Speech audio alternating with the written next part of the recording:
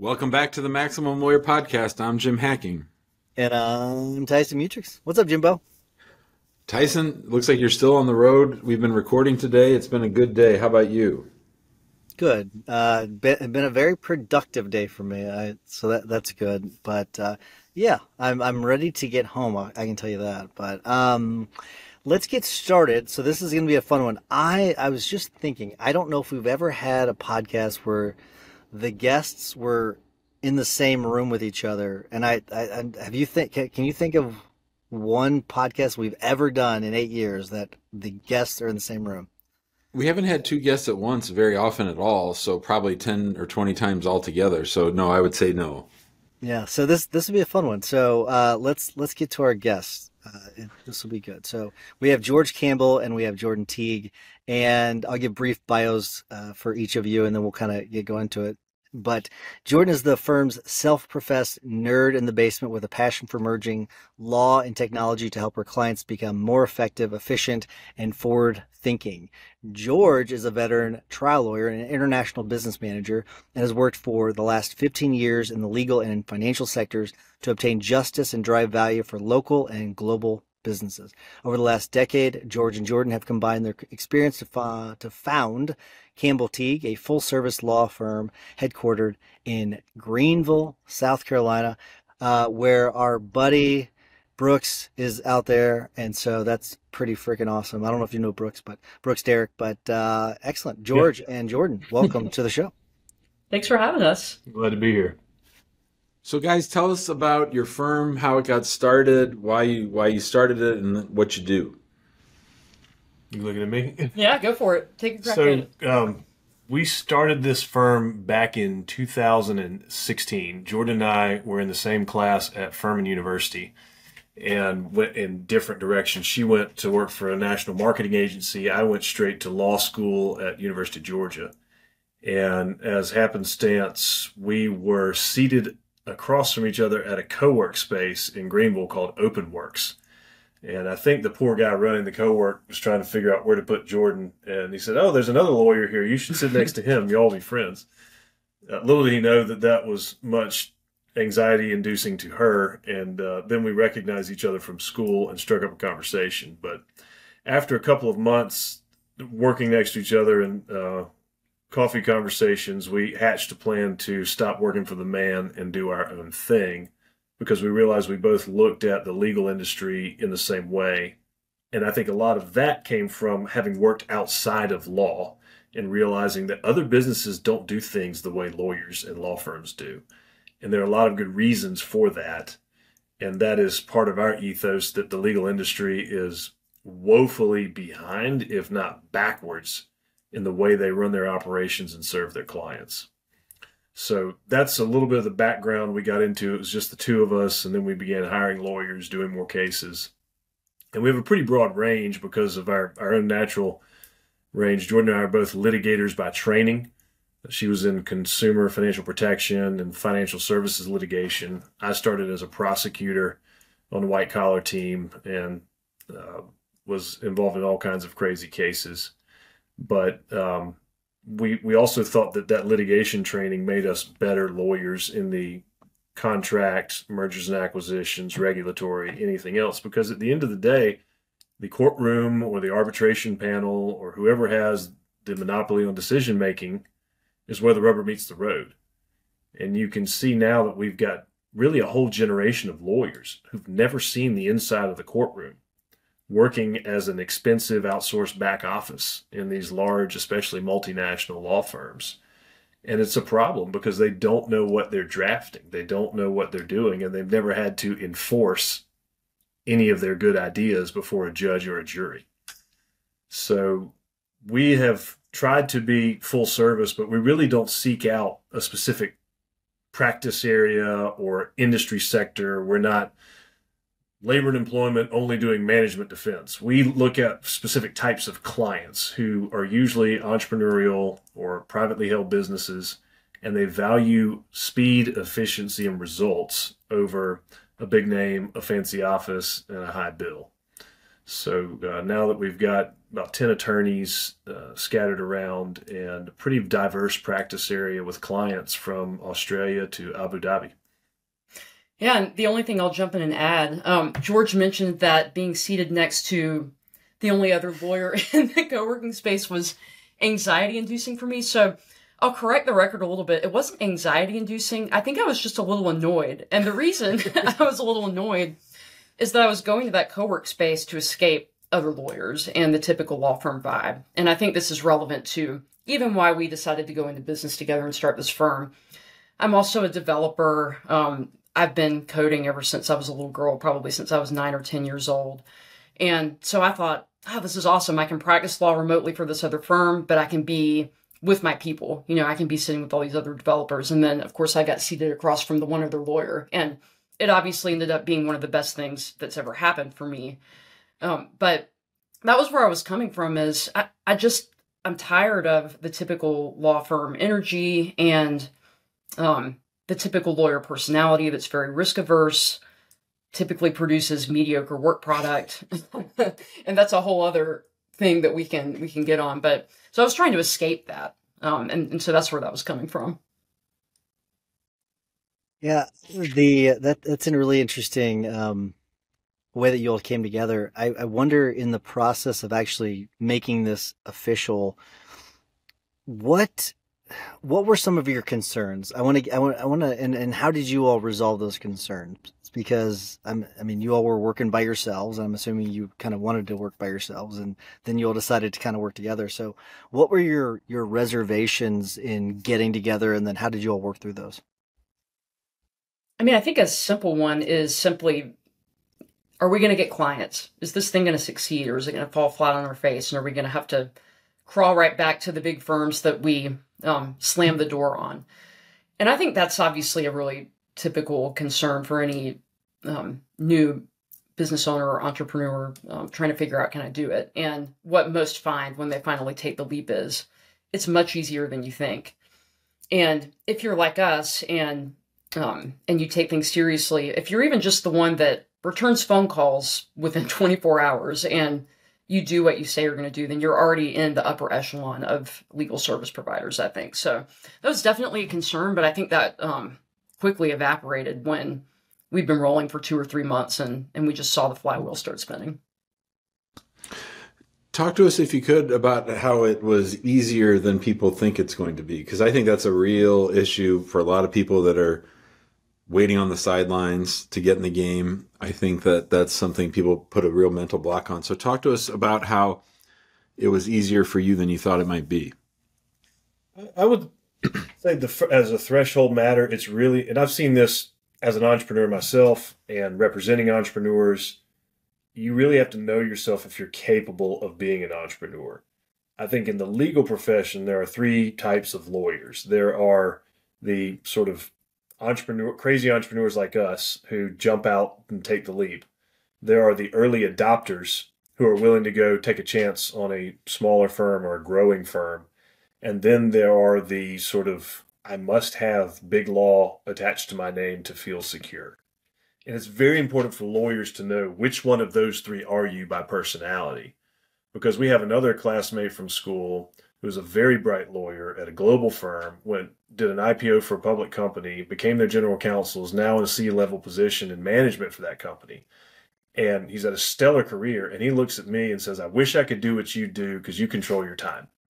But I would go absolutely crazy out of fear if I tried to do that. It's not that he's not capable. He could have all the work he wanted. But the simple anxiety or the fear of being out alone on his own and not being within that large corporate structure is debilitating. So that would be my first thing to tell lawyers is know who you are and then look for that kind of environment. Because if you have to be in big law to feel safe and to be productive, you probably need to find a better big law. Don't try to go out and launch your own firm.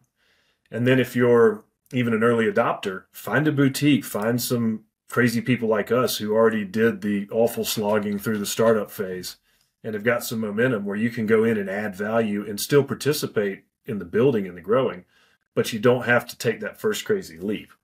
And then the last thing would be for the people who know themselves enough to know that they can absorb a nauseating amount of risk, they can sit and say, I have no idea if we're going to make payroll next month, but I feel pretty good about it. So let's just keep working and see what happens. That's what it takes in the early days.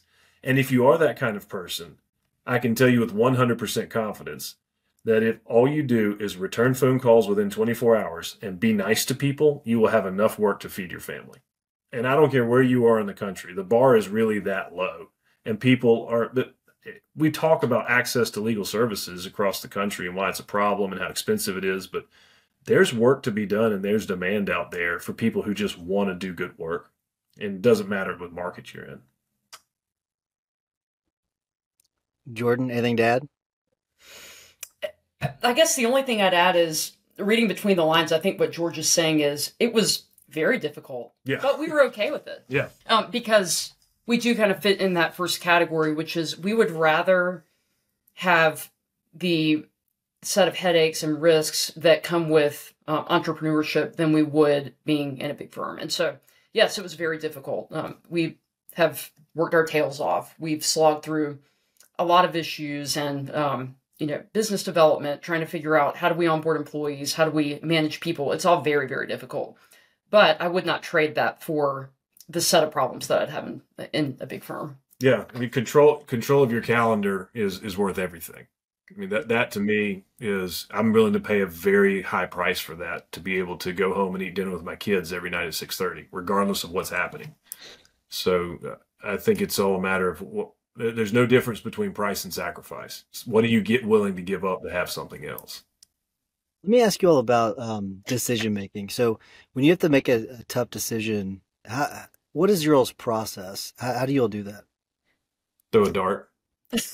Okay, I have a different answer. That's easy. Yeah, that's what George does. So we are very serious about our core values, and we filter all major decisions through those. So our core values are autonomy, ingenuity, fitness, and integrity. And in no particular order, I guess you could put integrity at the top of the stack, and hopefully everyone views that as table stakes, although we found not necessarily, because lawyers are really good about being sneaky with definitions. And the thing is that integrity doesn't mean just not telling a lie, right? It means so much more than that. It means doing the right thing when it's painful to you. And so that often is a filter we have to run through big decisions through, because it can be tempting to find the technicality where you're not telling a lie and you can kind of get out, wiggle out of something pain-free. So do you want to talk about the other core values and how they? Yeah, I think that's the whole point is I would just add to that one of my earliest mentors told me that you have only one stock in this game as a lawyer, and that's your credibility. And everyone knows it takes a whole career to build it up and 2 seconds to lose it. And the minute you lose it, you're worthless as a lawyer, especially in a courtroom. So we take that dead serious. And along with our other core values of autonomy, we want people to be empowered to make decisions. We don't always completely defer, but we give serious weight to what other team members are saying, even staff members who aren't lawyers. We look at fitness very seriously. Jordan and I are both CrossFit junkies, but one thing you see across the legal profession is that we're unwell. We are mentally unhealthy. We are physically unhealthy. We are spiritually unhealthy. And that does not make for peak performance. So we put a priority on the ability of our team to be not just physically fit, but mentally and spiritually sound as well. Because unless you're fully integrated as a person, you're not going to be able to serve your client in a knowledge industry. And the last one being ingenuity, which is we really look for a creative solution. And we refuse to just accept, well, it's always been done this way, so I guess that's what we got to do. Because that may not be in the best interest of the client.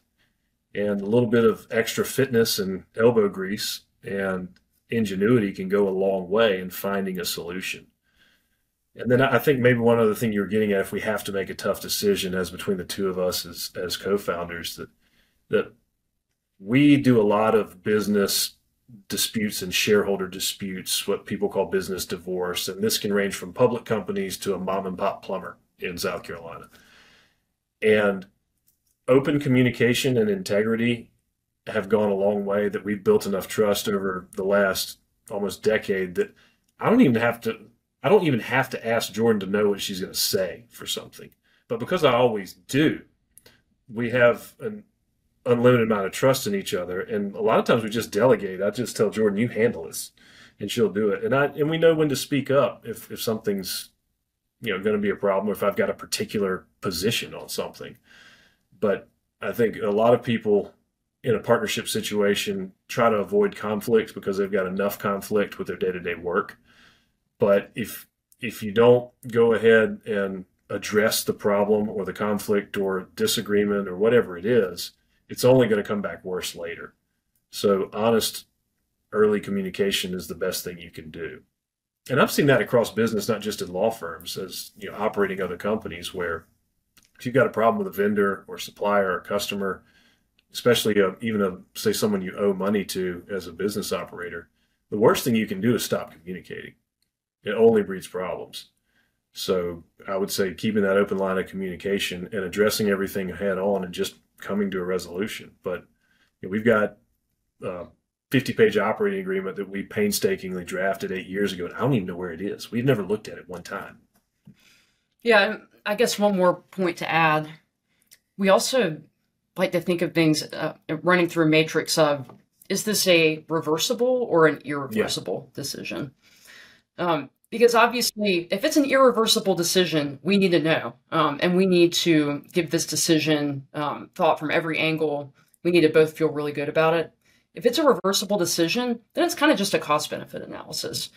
And then that would be a situation where, if it's not something that I really care about, I'm just going to say, George, handle it. And whatever you're happy with, I'm happy with, or vice versa. Mm-hmm. So that's also, a framework that we run everything through. Is this something that we can walk back easily or not? You guys mentioned team members, and I'm wondering, how has the firm grown and scaled, and how has that part of the experience been? As easy as starting? No. No. Jordan and I got lucky in starting, and this dovetails off of your last thing of difficult decisions. I cannot stress enough the importance of choosing your partners carefully, but that is so critical in every business, especially in our business. But as the firm has grown, it's also important. It's a little bit less important because at the end of the day, we make the decisions, but choosing the people you hire carefully is very, very important.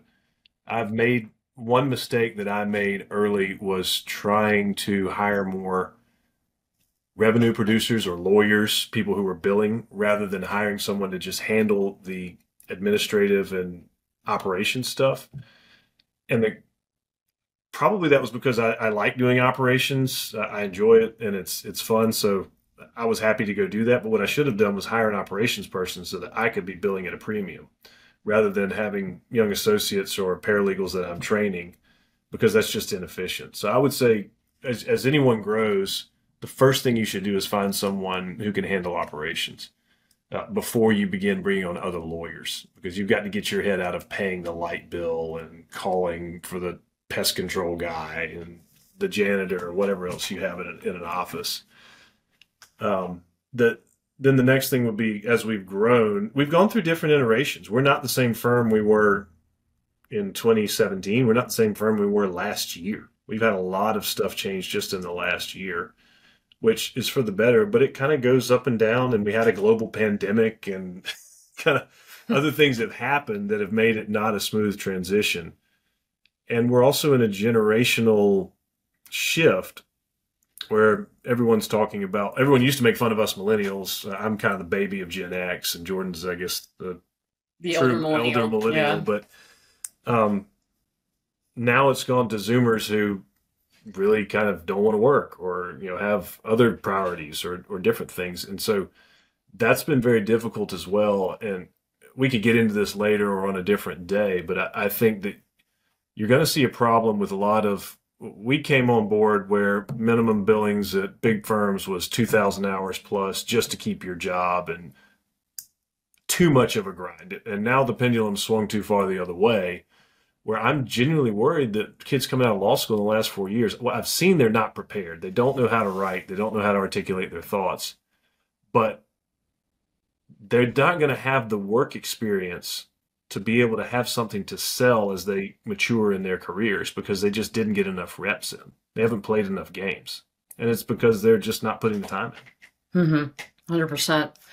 And back to your point earlier about delegating, and especially things like operations, I think this can be counterintuitive for a lot of lawyers who self-selected into a profession where, they're here to be the expert, right? They're here to know everything. They're here to produce the work product, the deliverables.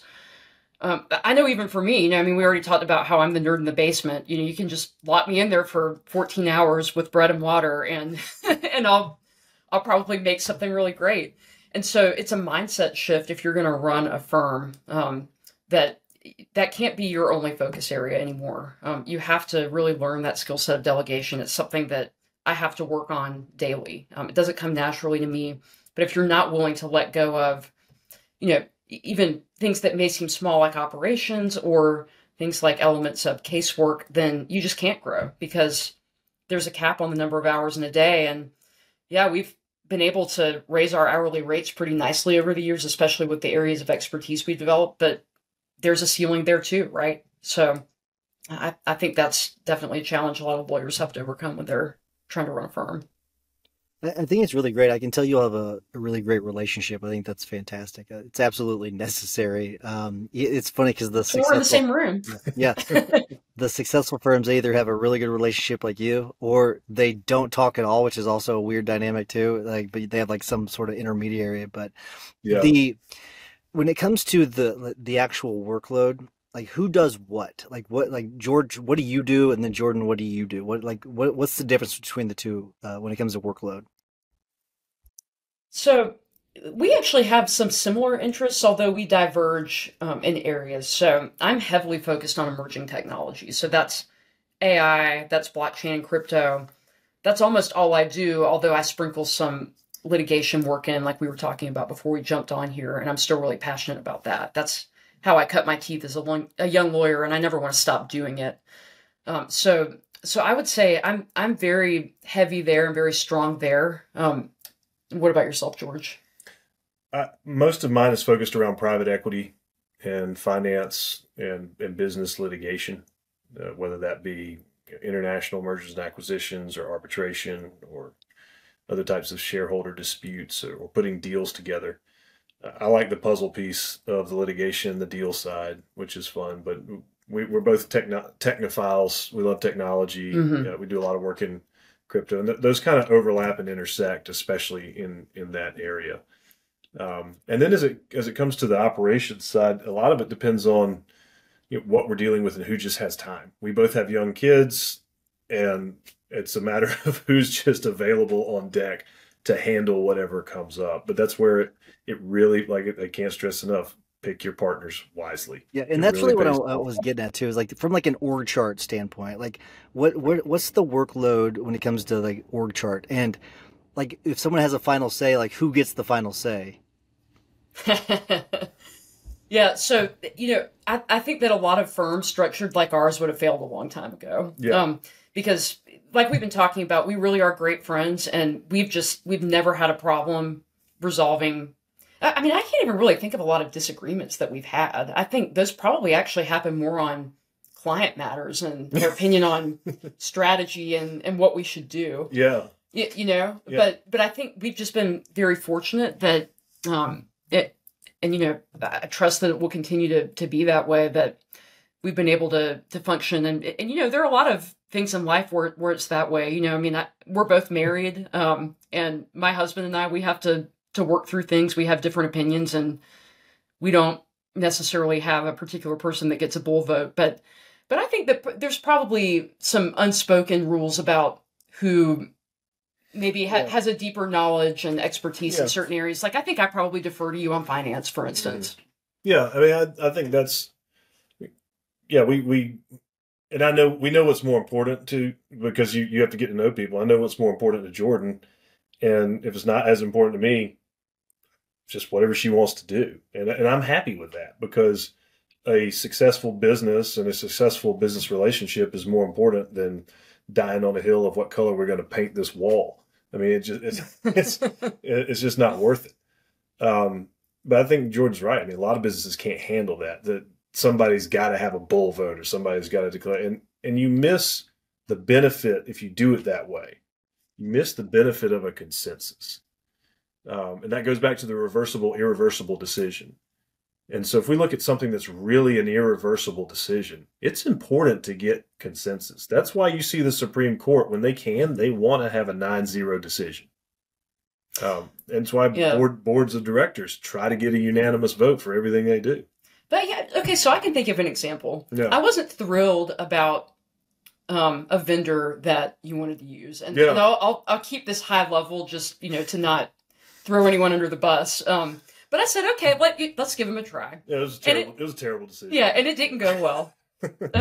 But that's fine. You know what? It was a reversible decision. We just canceled the vendor agreement, and now we're fine. Yeah, so I think that's a pretty good example of where it wasn't that important to me to get this service in place. And it was important to the firm. I do understand that. And I'm glad that George pushed us towards, looking for good vendors. But this particular one didn't work out, and it's okay. We moved on, took our ball, and went home. Yeah, we needed this particular service provider or particular service. We just picked the wrong provider, and so we got there in the end. I made the wrong decision on the front end, but hey, I mean that's okay. And I mean, not to be cheesy, but that really is how you grow and become a better leader and become a better business operator, is by making those mistakes. So I don't think that either of us have regrets in that particular instance or in general. So no.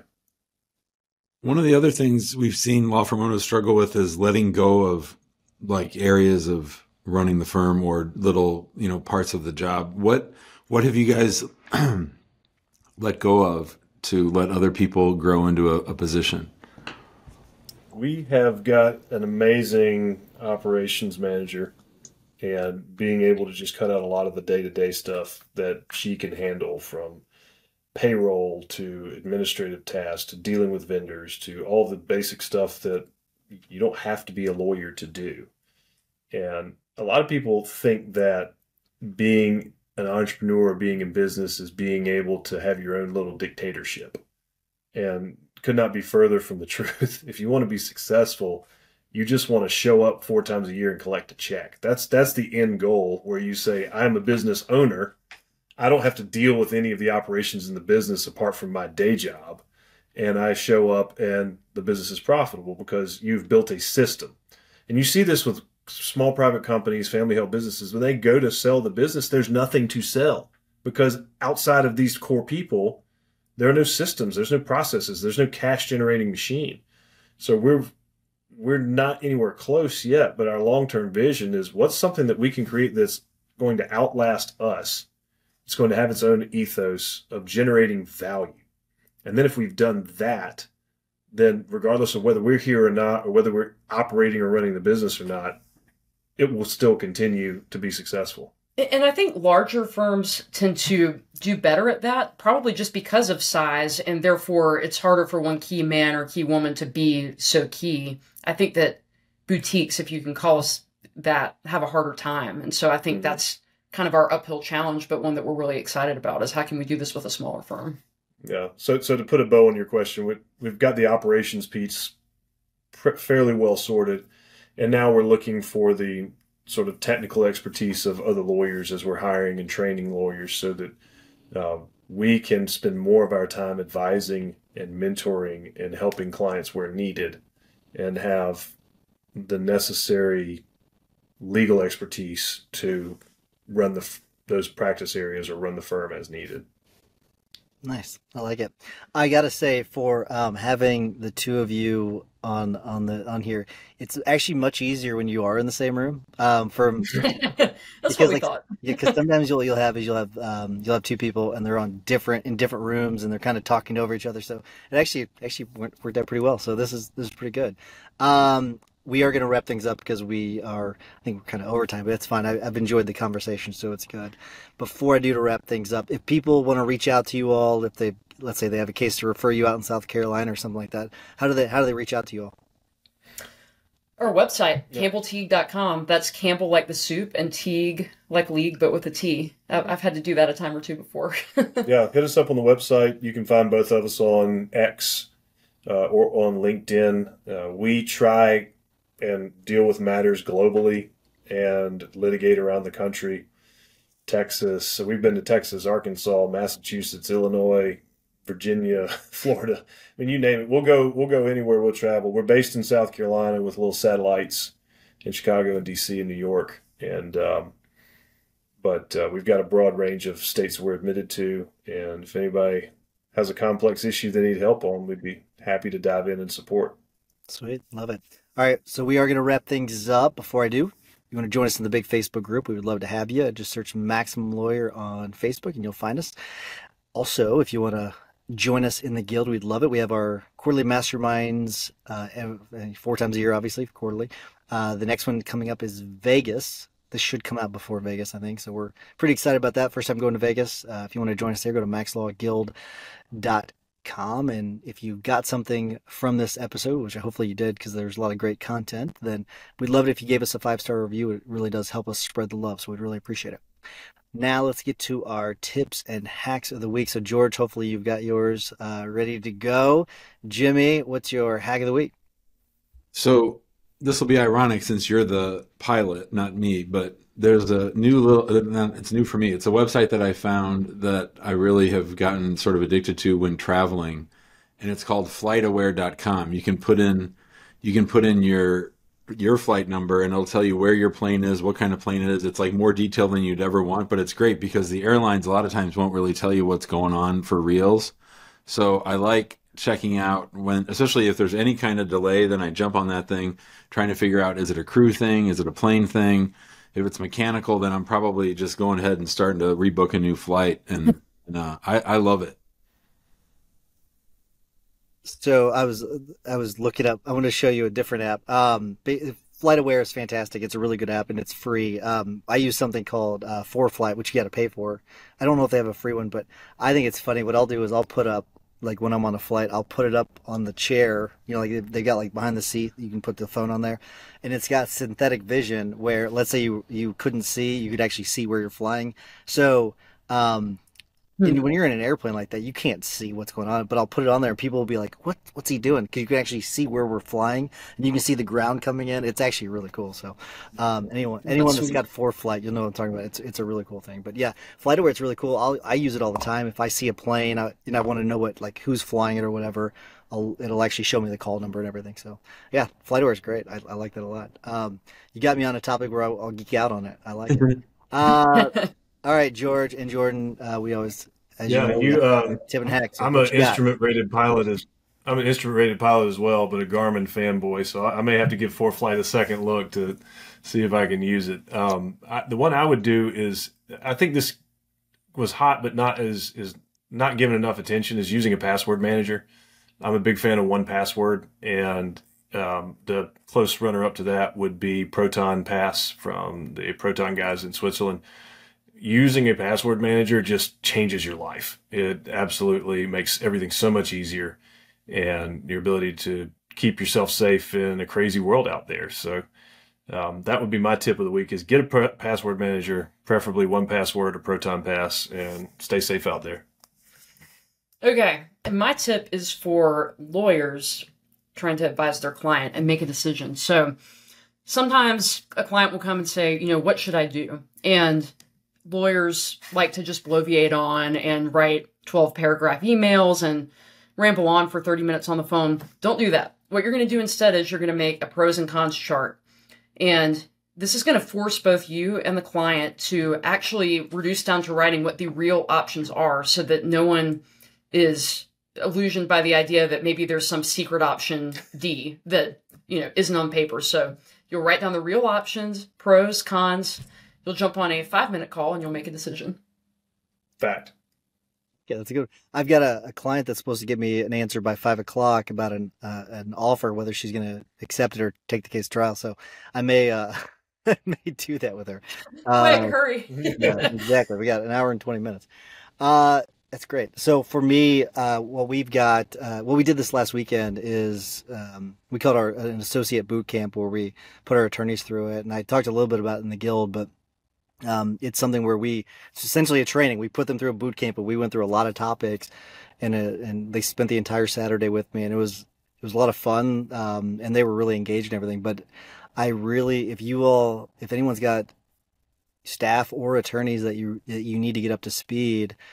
And like we recorded all of it, so we basically have a training program that we have put together for our attorneys, but so we can replicate it. But I highly recommend it for everybody, because you can get people up to speed very, very quickly, and then if they've got questions, they can ask during it, obviously, but then they can go back to the videos and look at the slides and answer all their questions that they have. So for anyone that's not doing that, I do recommend it, especially if you're trying to get people up to speed. And I know it's really difficult sometimes whenever you're busy doing other things, but you will save yourself a ton of time by doing it. But, all right, that is all I have. George and Jordan, thank you so much for coming on. Really appreciate it. Enjoy talking to you all. Likewise. Thank you so much for the invitation. Yeah, thanks, guys. Enjoyed it. Thanks, guys. That was great.